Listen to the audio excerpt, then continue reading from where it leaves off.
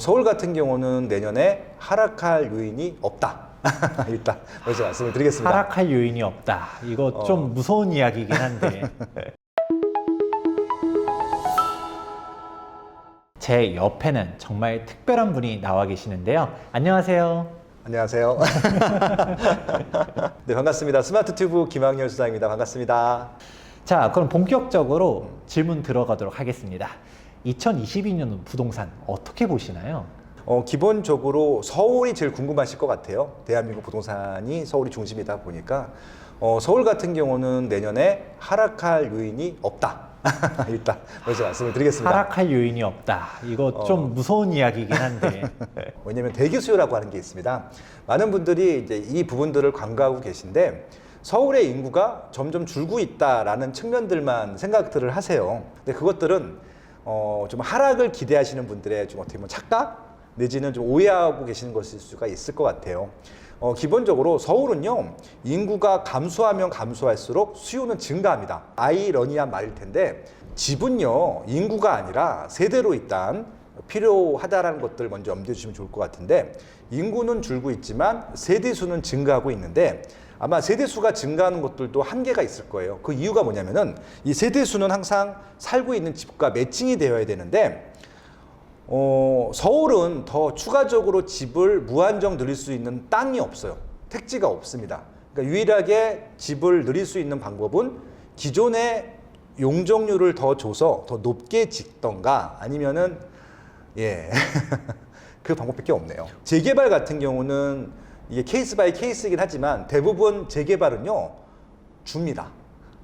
살고 있는 세대 수보다 우리가 입주할 수 있는 세대 수가 줄 거예요. 왜냐면은 기반 시설도 들어가야 되고 옛날보다 쓰던 면적도 넓어지기 때문에 아마 줄 겁니다. 그럼 결론부터 말씀을 드리게 되면은 생각보다 우리가 서울 내에서 증가하는 세대 수보다 우리가 필요로 하는 집들의 숫자가 훨씬 더 많을 텐데 그만큼 충분히 공급이 되지 않다 보니까 서울에서는 세대는 분화되는데 집이 부족해서 서울서 증가한 세대 수가 경기도나 인천으로 계속 유출이 되고 있거든요. 결국은 서울 인구가 감소하고 경기나 인천의 인구가 증가하는 이상 경기와 인천으로 밀려난다 하더라도 그들은 경기나 인천 시민이나 경기도민이 아니라 서울의 대기 수요라고 생각을 하고 있어요. 결국은 서울에 더 집을 들어가기 위해서는 남들보다 돈을 더 많이 지불해야 되는 것들이 필연적으로 발생할 것이고, 뭐 단기간 한 달, 두 달, 세 달 이렇게 단기간 이렇게 좀 끊어서 보게 되면은 조금 시세가 빠지는 지역들도 있을 수 있겠지만 궁극적으로 뭐 3년, 5년, 10년을 보게 되면은 서울은 집값이 빠지기가 어려운 구조다. 서울 수도권 얘기는 했으니까 네. 이제 5대 광역시는 어떤지 아니면 나머지들 기타 지방 중소도시들은 어떻게 바라봐야 되는지도 궁금하거든요. 네. 아마 내년에 지방 같은 경우는 아마 대혼란의 시기가 될 것 같아요. 왜냐하면은 그 전초전을 이미 서울, 경기, 인천에서 했기 때문에 서울, 경기, 인천에 있었던 일들이 지방 광역시에서 좀 작은 규모로 재현될 가능성이 높다라는 말씀을 좀 드려보고 싶습니다. 2019년도까지는 서울의 비싼 지역들이 많이 올랐고 2019년도 이후부터는 서울의 좀 저렴한 지역들 혹은 경기, 인천이 많이 올랐고요. 최근 2021년도 같은 경우는 정말 수도권의 저렴한 지역들까지 다 올랐어요. 이 패턴대로 아마 경기 지방에서도 지연이 될 텐데 지방이요, 아마 서울보다는 한 1년이나 2년 정도 좀 늦게 시세들이 좀 오르기 시작했거든요. 그 이유가 뭐냐면은 그 전에 조정을 좀 됐었어요. 부산도 약간 조정, 그 다음에 울산도 약간 조정, 뭐 창원도 약간 조정, 대구, 광주도 약간 조정, 그런 기간이 있었는데 그 조정기가 끝난 다음에 많이들 올랐어요. 오른 다음엔 항상 빠지는 게 아니라 좀 쉬어가는 타임들이 있습니다. 그 쉬어가는 타이밍에 어떤 일들이 있냐면은 그거보다 조금 더 저렴한 지역들 시세가 올라가기 시작하거든요. 그래서 아마 올해부터 이미 시작이 됐었는데 올해하고 내년 정도에서는 아마 지방 같은 경우도 조금 저렴한 지역들의 그런 아파트들이 좀 움직이지 않을까라는 생각을 하고 있고요. 지방 중소도시 같은 경우가 내년에 굉장히 좀 핫할 것 같아요, 제 생각에는. 오히려 네. 지방 중소도시를 주목하라라고 할 수 있는 건가요? 왜냐하면 이제 지금까지 서울, 경기, 인천과 광역시는 다 규제적입니다. 네. 규제적이기 때문에 이게 투자자들이 적극적으로 들어갈 수가 없거든요. 근데 지방 중소도시 같은 경우는 아직까지 투자자들도 들어갈 수 있어요. 기존의 실수요자들도 거래를 할 수 있고 투자자들도 들어갈 수 있기 때문에 더군다나 지금 거의 투자를 거의 묶어놨었잖아요. 그렇죠. 근데 이 투자 수요층들은 뭔가 투자를 해야 되거든요. 그러니까 이제 아파트가 아닌 비아파트 상품 쪽에 많이 집중했던 이유 중에 하나가 투자를 해야 되는데 아파트를 투자 못하기 때문에 그랬었거든요. 근데 아마 그것들이 내년에는 아마 이제 이 단기 투자 상품들 같은 경우는 이미 서울 수도권에 있는 비아파트들 같은 경우도 너무 많이 올랐기 때문에 그동안 올랐던 시세 상승을 기대할 수는 없기 때문에 좀 저렴한 물건들을 찾아갈 것 같고요. 그렇기 때문에 지방의 중소도시들의 아파트들이 조금 더 주목을 받지 않을까 그렇게 좀 조심스럽게 좀 예측을 해보겠습니다. 우리가 뭐 광역시는 그래도 튼튼한데 기반도 있고 네네. 중소도시라는 그 카테고리도 약간 조금 뭔가 기준이 있을 거 아니에요. 네. 뭔가 빠숑님이 또 이 정도 선 인구 정도면 괜찮다 아니면 뭐 이 정도 인프라 정도는 좀 괜찮다라고 하는 기준이 있을까요? 보통 한 도시를 한 40만 정도라고 보면은 그 40만 도시 내에서는 자체 수요가 돌아가는 것들이 있어요. 그래서 지방 중소도시 볼 때는 일단 40만이 넘는지 안 넘는지 일단 40만이 넘게 되면요 절대적으로 수요가 있는 지역들이 있어요. 그 안에서 순환이 된다는 얘기고요. 인기가 있는 지역, 적당히 있는 지역, 보통, 그다음에 없는 지역, 아예 없는 지역 한 5개 정도 나눠갖고 40만 도시 같은 경우는 그래서 순차적으로 좀 볼 수 있는 데가 있고요. 40만이 안 된다라고 했을 때는 전 최소 단위를 일단 5만으로 봐요. 5만인데 이거 그럼 너무 적은 게 아닙니까? 5만 정도라고 하면은 한 개 동이 밖에 안 될 텐데. 근데 그러니까 모든 지역을 5만으로 보는 게 아니라 이 기준을 정해 보시면 정확할 것 같습니다. 1군 브랜드 아파트가 들어가 있으면요 5만이라도 괜찮습니다. 분명히 절대 수요가 있는 아파트가 있을 것 같아요. 왜냐면은 제가 그걸 했었거든요. 사전 수요 조사라는 것들을 해요. 그러니까 이 지역에 이런 브랜드의 이 정도 아파트들이 분양을 했다고 했을 때 분양이 될 것인지 시세가 유지될 것 같은지에 대해서 늘 분석을 하기 때문에 인구가 적다 하더라도 1군 브랜드가 있으면 거기는 수요가 있다라고 보는 겁니다. 그래서 결국은 40만이 넘어가는 도시들은 1군 브랜드가 아니라 하더라도 자체 수요로 움직일 수가 있고요. 40만이 안 되는 지역들 같은 경우는 1군 브랜드 아파트가 들어가는지 보시고 한번 판단해 보시면 좋을 것 같고요. 1군 브랜드 다 들어가 있던데요. 속초도 들어가 있고 뭐 익산도 들어가 있고 거기는요. 제가 말씀드렸잖아요. 뭔가 다른 거예요. 다른 수가 있는 것들이죠. 예를 들어서 익산 같은 경우는 옆에 전주라고 하는 대도시가 있고 익산 자체도 일자리가 많고 KTX 여기 쓰잖아요. 뭔가 기반시설이 좋은 것들이죠. 속초는 뭐냐면요. 인구가 8만이 안 됩니다. 6만, 7만 전후 왔다 갔다 하는데 거기는 현지 주민들끼리만 아파트를 거래했으면은 아파트 가격이 오르지 않았을 거예요. 아마 400만 원 이하 시장이었었거든요. 근데 언제부터 가격이 오르기 시작했냐면은 세컨드 하우스로서 속초를 사요. 서산에 갔다가 내려와갖고 야 여기 아파트 바닷가 앞에 있는 아파트 하나 사면 좋겠다. 오션뷰네. 삽니다. 예. 그러다 보니까 이게 가격이 이중으로 형성됩니다. 400만 원대 아파트가 있고 1000만 원대가 넘는 아파트가 생긴 거예요. 그러다 보니까 그것들을 보면서 1군 브랜드들이 분양을 합니다. 분양을 했더니 분양이 돼요. 그 다음부터 1군 브랜드가 막 들어갔거든요. 일반인 입장에서 보면요. 1군 아파트가 들어갔는지 여부 가지고 이 지역에 또 절대 수요가 있구나 정도로 판단하시면 될 것 같아요. 오, 이거 정말 좋은 꿀팁인 것 같아요. 네. 그냥 우리가 기본적으로 빠숑 얘기를 제가 쭉 들어보다 보니까 일단 쉬운 거는 인구 40만. 네. 근데 인구 5만 넘어간다 하더라도 이게 진짜 우리가 개별 입지들을 다 분석하지 않는 이상은 좀 어려울 수 있는데 네. 이미 1군 건설사의 그 분양팀들이 이미 사전 조사들을 다 하고 들어갔으니까 그렇죠. 일단은 1군 건설사가 들어간다 이 꼴은 어느 정도 그 건설사에서 이게 분양 사업성이 있다는 걸 판단하고 들어간 거다. 그렇죠. 간접적으로 유추할 수 있다. 네. 이거 정말 좋은 꿀팁이라고 알 수 있겠네요. 네. 빠숑님께서 분석 기법들 설명해 주시긴 했는데 네. 뭔가 그래도 시청자분들에게 빠숑님이 유익 있게 살펴보는 주요 지표가 있다면 어떤 건지 몇몇 개 좀 소개시켜 주실 수 있나요? 차라리 그 지역의 가장 비싼 아파트를 보세요. 그게 제일 정확합니다. 그 아파트 시세가 올라가는지 내려가는지만 보셔도 시장 예측이 어느 정도 가증하거든요. 왜냐면 거기는 절대 수요가 있기 때문에 그렇습니다. 제가 아까 말씀드린 대로 인구 5만이 넘게 되면은 아파트를 넣는지 안 넣는지 보통 고민들 한다고 말씀드렸잖아요. 그럼 더군다나 1군 아파트가 들어가게 되면은 그 1군 아파트가 무조건 랜드마크 아파트고 제일 좋은 아파트입니다.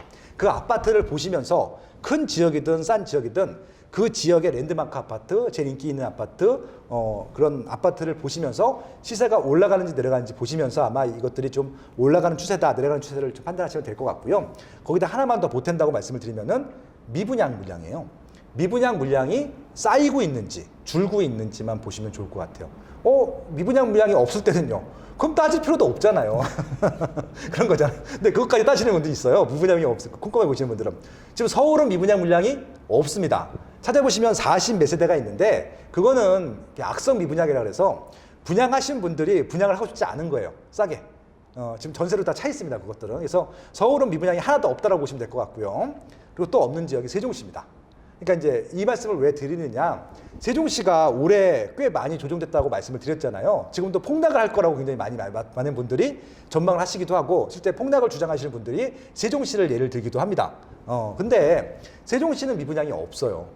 없습니다. 이 얘기 뭐냐면은 단기간 조정될 수는 있어요. 왜? 입주 물량이 몰릴 때 혹은 너무 많이 갑자기 올랐을 때 그리고 옆에 저렴한 아파트가 또 입주하고 있을 때 같은 경우는 조정이 될 수도 있습니다. 근데 기본적으로 세종시에 미분양이 없다라고 하는 것은 미래에 세종시에 살 사람들이 미리 사놓은 것들이잖아요. 그게 투자 수요라고 하더라도 어차피 여기는 수요가 있다라고 판단했기 때문에 사둔 것들이고 안 팔잖아요. 그런 것들을 본다라고 했을 때는 미분양이 없는 것 자체가 큰 의미가 있다라고 보시면 될 것 같습니다. 결국은 이제 두 가지만 보시면 돼요. 그 지역에 제일 비싼 아파트 가격이 올라가는지 내려가는지만 보시면 좋을 것 같고 미분양이 있는지 없는지만 보시면 될 것 같고 이 두 데이터만 크로스로 보시게 되면요. 누구나 이 지역의 시세가 올라가는지 내려가는지 이거는 농담이 아니라 100% 맞을 수 있어요. 100%. 그러면 지금까지 2022년도 전망부터 시작해가지고 각 도시들은 또 어떻게 접근하는가 쭉 설명을 해주셨는데 그래도 2022년도에는 가장 빅 이벤트가 있잖아요. 네. 대선이 있는데 그러면 여야 후보들에 따라서 어떻게 부동산 정책이 바뀌어질 수도 있는데 약간 좀 민감한 질문일 수는 있겠지만 빠숑님께서는 어떻게 바라보고 있으신가요? 제가 이제 이 질문을 벌써 한 6개월 전부터 계속 받았었고 받을 때마다 다른 얘기를 했어요. 왜 다른 얘기를 했을까요? 공약이 바뀌고 있습니다. 처음에는 이재명 후보님 같은 경우는 현재 여당의 정책들을 갖고 나와서 이렇게 해야 됩니다. 현재 여당의 정책이 맞습니다. 이렇게 해야 됩니다. 더 강화시켜 나가겠습니다라고 시작을 했고요. 지금 여당의 정책들, 지금까지 했던 정책들은 다 잘못됐습니다. 뒤집겠습니다. 라고 얘기를 하고 있습니다. 굉장히 탄력적이고 플렉서블하게 움직이고 계시고요. 어차피 또 윤석열 후보님 같은 경우도 지금 여당의 부동산 정책이 잘못됐기 때문에 좀 바꿔가겠습니다라고 얘기 나왔었는데 처음에는 두 분이 달랐었거든요. 지금 공약이 똑같아요. 달라진 게 하나도 없어요. 그러니까 지금 현재 2021년 12월 28일 현재 오늘 공약은요 두 분이 똑같습니다. 그러니까 정책적인 차이점이 없다는 말씀을 드리고 싶은 것들이고 그래서 이제 어떻게 이제 향후 이제 3개월 정도가 남았는데 이것들을 어떻게 관절하면 되는지 제가 포인트를 말씀드리도록 하겠습니다. 그리고 어떻게 의사결정을 하는지까지 말씀드리면 뭐 도움이 되실 것 같으니까요. 이 두 후보님들은요 지금 박빙이에요. 박빙이기 때문에 여론에 굉장히 민감합니다. 그래서 조금이라도 표에 도움이 되는 쪽으로 공약들을 만들어 가고 있습니다. 저는 그것들이 잘하고 있는 거라고 생각을 합니다. 왜냐하면은 여론을 듣는 거잖아요. 굉장히 잘하는 것, 정치인으로서는 가장 바람직한 태도이거든요. 근데 다행히 지금 여당 후보님들이든 야당 후보님들이든 적극적으로 들으려고 하고 있고 그래서 새로운 공약들, 그러니까 이쪽에서 좀 안 하고 있는 것들보다 조금 더 친시장적이고 시장의 거래를 활성화시킬 수 있으면서 수요랑 공급의 좀 이런 매칭들을 해주려고 하는 노력들을 굉장히 많이 하고 있거든요. 개인적으로 잘 됐다고 생각하고 있습니다. 바람직하고. 그래서 일단 결론부터 말씀을 드리면요. 누가 대통령이 되든지 간에 이게 이분이 되면은 이렇게 되고 이분이 이렇게 되면 이렇게 되고 이렇게 안 될 것 같아요. 그러니까 둘 분 다 시장의 의견들은 듣고 계시다라는 말씀을 드리고 싶은 것들이고 중요한 건 뭐냐면은 결국은 어떻게 될 것 같으냐일 텐데요. 일단은 두 분의 코드가 맞은 것들이 있어요. 공급이 부족하다는 것들에 대해서는 두 분 다 공감을 했고 두 분 다 정말 놀랍게도 250만 원을 똑같이 제시해 주셨어요. 맞아요. 제가 마치 또 말씀드렸잖아요. 처음에 똑같아요. 250만 원과 똑같이 쫓지 않았었어요. 네. 조금씩 서로 5만씩 더 올렸거든요. 네. 맞았어요. 결국은 250만에서. 처음에 100 몇만부터 시작했었거든요. 결국은 현 시점에서는 250만 맞았기 때문에 제발 1년에 50만 원씩 250만 원을 만들어 주시기를 바랍니다. 근데 아마 제 예상이 맞다고 하면은 못 하실 거예요. 제 생각에는 한 100 몇십만 정도에서 끝날 것 같은데 그렇게 해서라도 일단은 노력해 주시면 좋을 것 같다. 일단 두 분의 후보는 그렇고요. 지금 관건은 뭐냐면은 공급을 하더라도 당장 입주할 수가 있는 곳이 아니잖아요. 그렇죠. 당장 내년에 서울 입주 물량이 줄기 때문에 전세 시장부터 좀 난리가 날 것 같거든요. 그래서 당장 시급한 정책들이 필요할 텐데, 그래서 지금 두 후보님들이 그전에는 완전히 상반했던 게 뭐냐면요. 다주택자들에 대한 입장이었습니다. 다주택자들은 적폐이기 때문에 무조건 강화를 해야 되고 완화 같은 건 없습니다라고 이재명 후보님께서 말씀하셨는데, 오늘 뉴스에 나온 것은요. 다주택자 물건들도 시장에 나오게 하기 위해서는 한시적으로 양도세를 완화할 수 있다. 검토하겠다라고 나왔거든요. 확정된 건 아닙니다. 이분이 정책을 결정하시는 건 아니니까. 그리고 윤석열 후보님도 처음에는 1주택자들만 완화해 주겠다고 하다가 최근에는 시장에 매물이 없다 보니까 다주택자들 매물도 조금은 풀어줄 수도 있겠다라는 취지로 말씀하셨거든요. 그것도 통일됐어요. 그러니까 두 분이 따로 말씀하셨는데 의견이 맞았단 말이죠. 행복한 거죠. 결국은 계속 시장에 매물을 늘리려고 하는 노력들을 하겠구나라고 하는 것들이고요. 아마 그래서 내년 상반기 때 전세 시장이 좀 어려울 것 같거든요. 어떻게든지 간에 전세 시장의 매물을 끄집어내기 위해서 다주택자들과 공조를 하는 모습들을 보일 수도 있겠다라고 하는 것들이고, 그렇게 하기 위해서는 다주택자 규제 책에서 조금은 완화책으로 갈 수도 있다는 말씀을 드리고 싶은 것들이고, 임대차 입법에 대해서도 조금 탄력적으로 운영을 하겠다, 내지는 폐지할 수도 있겠다라는 말씀도 나왔어요. 선거 캠프에서. 그래서 제가 매일 아침마다 하는 얘기거든요. 임대차 입법 폐지, 양도세, 일반과세. 그래서 제가 1년 동안 뉴스 브리핑을 아침마다 생방송으로 했는데 그 양쪽 진영에서 듣고 계시거든요. 반영이 된 것 같아서 개인적으로 좀 뿌듯하기도 하고요. 아무튼 내년에 두 후보님들이 아마 이제 올해 혹은 이번 정부에서 했던 것들보다는 조금 더 시장에 가깝게 정책들을 공약들을 만들어주고 계시니까 그런 것들은 기대하셔도 좋지 않을까라는 말씀을 좀 드려보겠습니다. 그러면 이제 이 부분을 받아들이는 그냥 참여자 입장에서는 좀 어떻게 기다려야 되나요? 기다리지 마시고요. 무주택자 분들은 집을 적극적으로 사시면 좋을 것 같아요. 왜냐하면 공급이 많이 나올 거잖아요. 아무래도 구축보다는 신축에 대한 아마 프리미엄이 높기 때문에 이것도 참 불행 중 다행이긴 한데 2019년도부터 계속 분양 물량들이 밀렸어요. 2019년, 2020년, 2021년도 밀려가지고 좋은 분양 물량들이 2022년도에 대규모로 공급됩니다. 대표적인 게 둔촌 주공 아파트부터 시작해서 뭐 이문 또 뉴타운도 1구역도 레미안 같은 경우도 지금 또 나오게 생겼죠. 그래서 그런 것들 나올 때 적극적으로 공략하시면 좋겠다라는 말씀을 드리고 싶은 겁니다.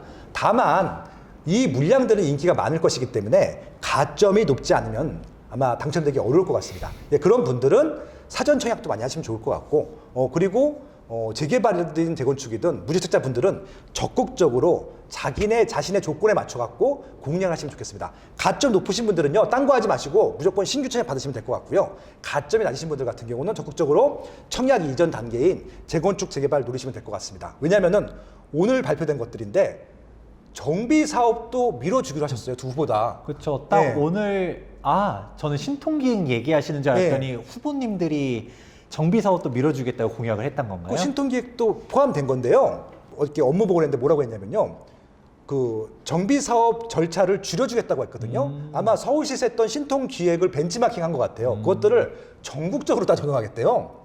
그러니까 구도심에 공급할 수 있는 방법들이 없잖아요. 지방도 마찬가지일 텐데. 그런 것들에 대해서 정비 사업을 조금 더 적극적으로 도와주겠다. 물론 추가적인 이익이 생기는 것들은 국가에서 환수하는 쪽으로 하겠다고 말씀하셨지만 완화를 시켜준다고 하는 것은 추가 수익을 만든 다음에 환수하겠다는 것들이기 때문에 조합원들 입장에서 보면 손해볼 것이 없거든요. 그렇기 때문에 아마 재건축 재개발은 내년에도 굉장히 활성화 될 것으로 보여요. 특히 무주택자 분들한테는 어차피 다주택자 규제를 받지 않기 때문에 적극적으로 공략할 필요가 있다는 말씀입니다. 이제 관건은 다주택자인데요. 다주택자 분들은요, 일단은 세금 부분들과 대출 부분들을 충분히 고려하셔갖고요, 전략을 다시 짜시는 게 맞을 것 같고, 과거처럼 다주택을 갖고 있으면요, 무조건 혜택이 있는 게 없어요.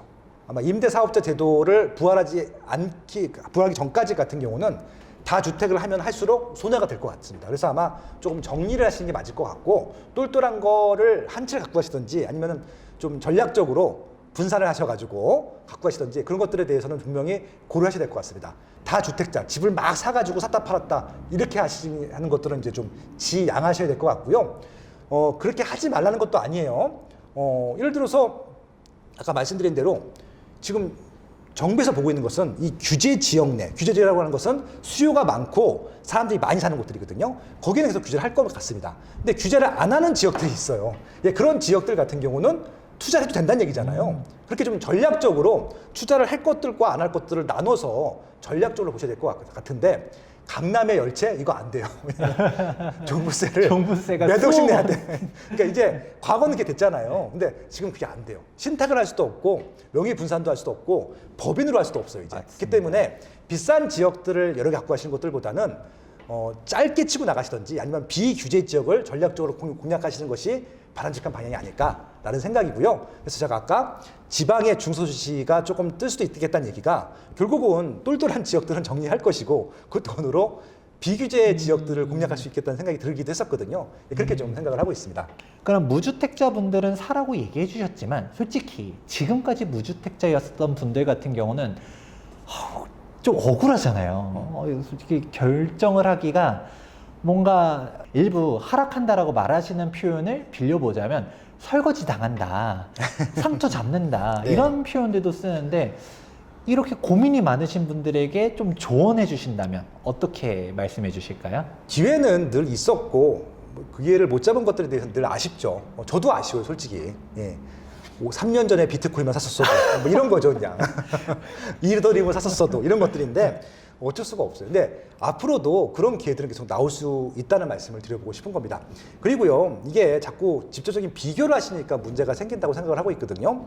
그러니까 이제 제가 살아온 얘기들을 이제 많이 말씀을 드릴 거고, 저랑 또 비슷한 삶을 살아오신 분들 얘기를 많이 말씀을 드릴 텐데요. 강남에 갈 수 없어요. 처음부터. 금수저가 아닌 이상. 그거부터 일단은 포기하시면 될 것 같습니다. 대부분요, 강남에 갈 수 없는데 강남만 보고 있습니다. 그것들이 시세가 빠지기를 기대하고 있는데 거긴 빠지지 않는다고 제가 말씀드렸잖아요. 제가 서두에 정말 좀 이게 불편한 진실이긴 한데 서울은 집값이 빠질 수가 없어요. 그런 구조입니다. 그냥 지금 그 가격대에 들어가는 겁니다. 이게 많이 들어올랐던 그게 중요한 게 아니라 지금 가격 이후로 더 올라갈 것 같아요. 그러니까 여기는 그냥 밀치고 들어가는 겁니다. 그러면은 지금 당장 서울에 들어갈 수 없는데요라고 하시는 분들이 이제 불만을 하기 시작한 거잖아요. 지금 시작에서 참여 못했기 때문에. 그러면은 서울에서 시작을 못합니다. 그럼 어디서 시작해야 되느냐? 경기 인천부터 하셔야 돼요. 근데 그렇게 되면은 나중에 서울 못 들어가는 거 아닙니까? 들어갈 수 있어요. 그 말씀 드리는 겁니다. 이게 사이클이요. 모두게 다 똑같이 올라가는 게 아니고 똑같이 내려가는 게 아니고요. 이게 올라갈 때 내려가는 데도 있고요. 심지어는 경기도가 올라가는데 서울이 내려갈 때도 있었고요.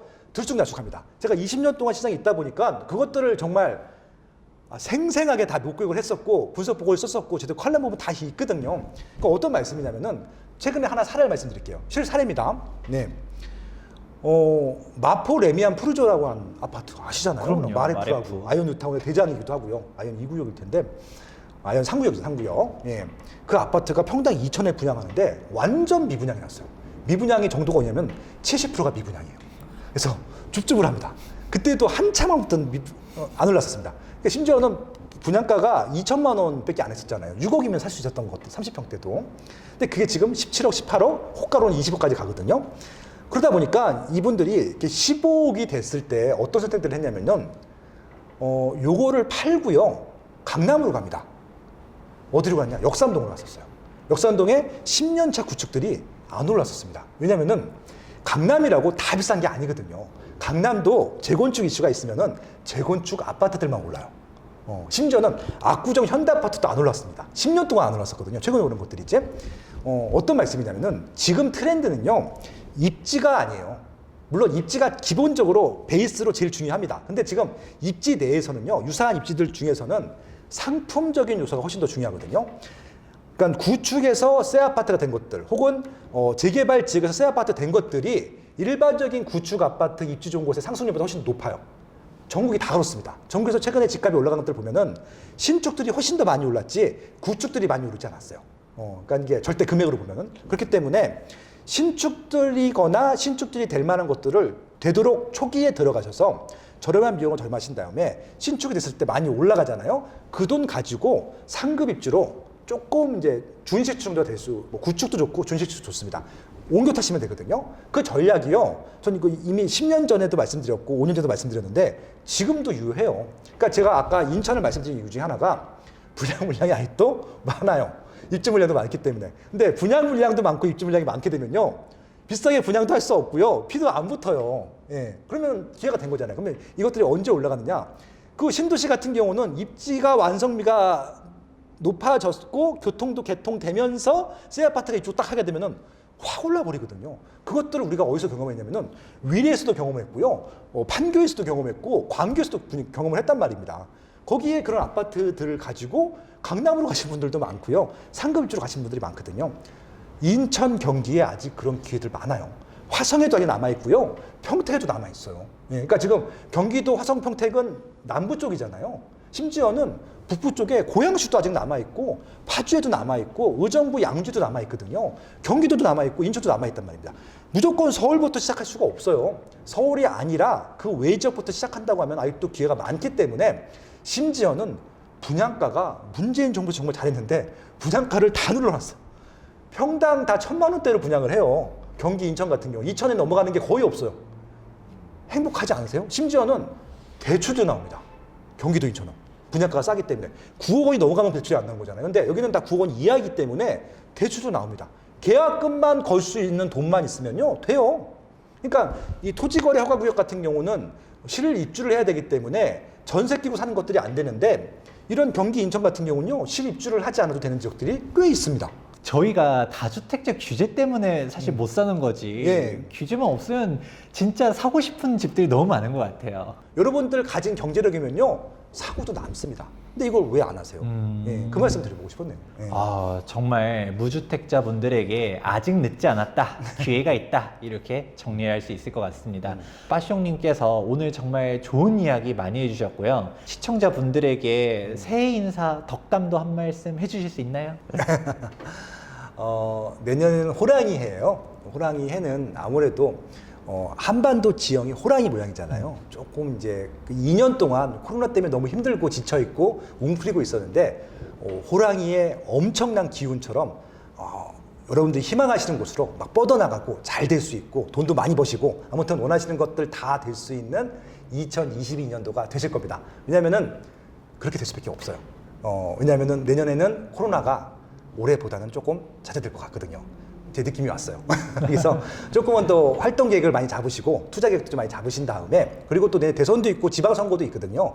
대선과 지방선거가 있을 때는 한 번도 활성화가 안 된 적이 없거든요. 예, 그런 좀 기운들을 좀 빌어서 여러분들 삶에도 일단 활력과 행운과 여러 가지 좀 좋은 일들이 가득하시기를 진심으로 바랍니다. 네, 화이팅! 네. 투미TV 시청자분들 그리고 빠숑의 세상답사기 시청자분들 모두 다 새해 복 많이 받으시기 바랍니다. 네, 오늘 좋은 말씀 감사합니다. 다음 영상도 기대된다면 좋아요와 구독하기 눌러주시기 바라면서 지금까지 부동산 주치 김재경 소장과 스마트투비의 김학현 소장이었습니다. 감사합니다.